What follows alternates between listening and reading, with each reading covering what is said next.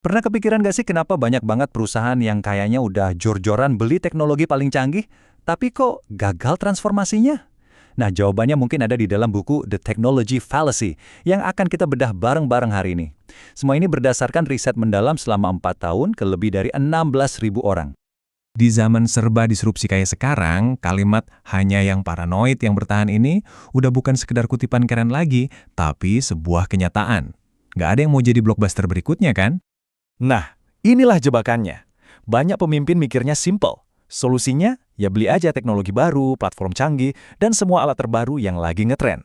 Tapi, seperti yang bakal kita lihat, mereka sering banget luput dari akar masalah yang sebenarnya.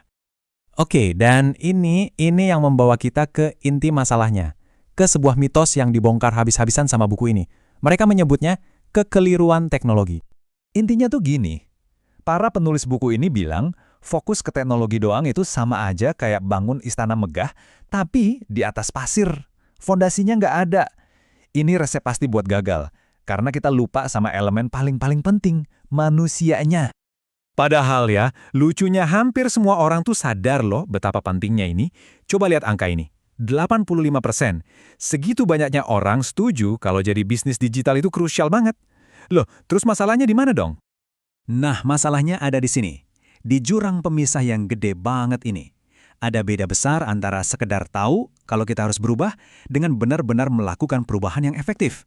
Inilah tantangan sesungguhnya. Gimana caranya kita menyeberangi jurang antara ngerti doang sama eksekusi? Oke, jadi kalau bukan teknologi biang keroknya, terus apa dong?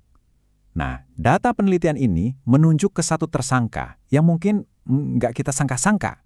Luar biasa kan? Pas ditanya apa ancaman terbesarnya, jawaban nomor satunya itu bukan pesaing baru. Bukan juga kecepatan teknologi yang gila-gilaan. Tapi masalah dari dalam. Justru hal-hal kayak budaya yang kaku, birokrasi, dan yaitu nggak lincah. Kutipan ini, wah pas banget. Penghalang terbesar buat transformasi digital itu seringkali ya kita sendiri, organisasi itu sendiri. Kalau masalahnya dari dalam, solusinya juga harus dari dalam kan?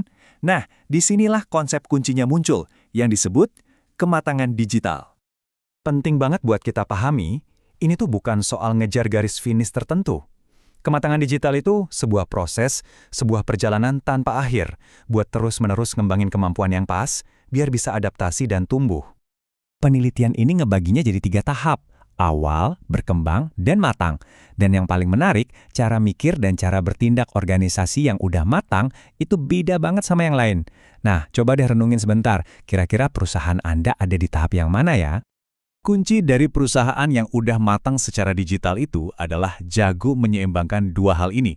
Di satu sisi, mereka mengeksploitasi, artinya memaksimalkan bisnis yang udah jalan sekarang. Tapi di sisi lain, mereka juga aktif mengeksplorasi, nyari-nyari peluang baru buat masa depan. Ini kayak seni menyeimbangkan keuntungan hari ini sama inovasi buat besok. Ini salah satu ide favorit saya banget. Jadi strategi itu bukan lagi peta kaku yang dicetak sekali setahun. Bayangin deh, strategi itu lebih mirip kompas pas kita lagi di lautan yang arusnya berubah-ubah. Kita harus terus-menerus lihat kompas, lihat posisi, dan benerin arah, karena tujuannya pun ikut bergerak. Nah, ini ngebawa kita ke jantungnya transformasi, orang-orang di dalam perusahaan Anda. Coba lihat angka ini. Bikin kaget kan? Di dunia digital, waktu paruh sebuah skill, maksudnya, waktu yang dibutuhkan sampai nilai skill itu jadi setengahnya, diperkirakan cuma 18 bulan. Bayangin, apa yang Anda jago banget hari ini bisa jadi nggak serelevan itu dalam waktu kurang dari 2 tahun. Ini kan akhirnya menciptakan jurang pembelajaran yang dalam banget. Hampir semua karyawan ngerasa butuh banget buat belajar terus, tapi sayangnya, kebanyakan perusahaan gagal ngasih dukungan yang mereka butuhkan. Nggak siap. Perusahaan yang paling efektif itu nggak cuma mendorong perubahan ke karyawannya dari atas. Justru sebaliknya, mereka menciptakan sebuah budaya yang menarik semua orang buat maju bareng-bareng. Perubahannya datang dari dalam, bukan dipaksakan.